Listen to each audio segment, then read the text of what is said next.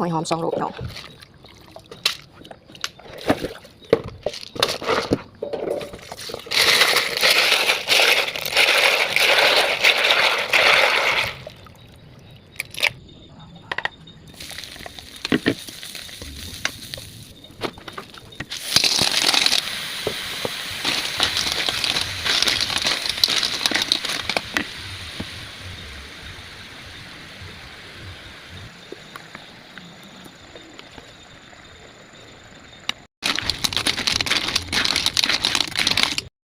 ใส่ยังหอมหอมพี่น้องเอ้ย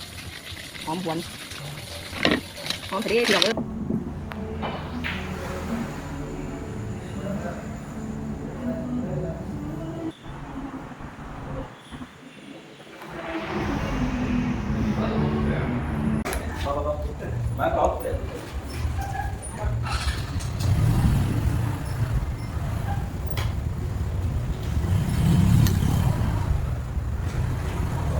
แสบพี่น้องหอยนี่เฮาก็แช่แล้วเลิศชั่วโมงนึงเพื่อให้ขี้ได้น้ำยางมันออกเฮาก็สวบไปนำเฝ้าลูกค้าโตะนกไปน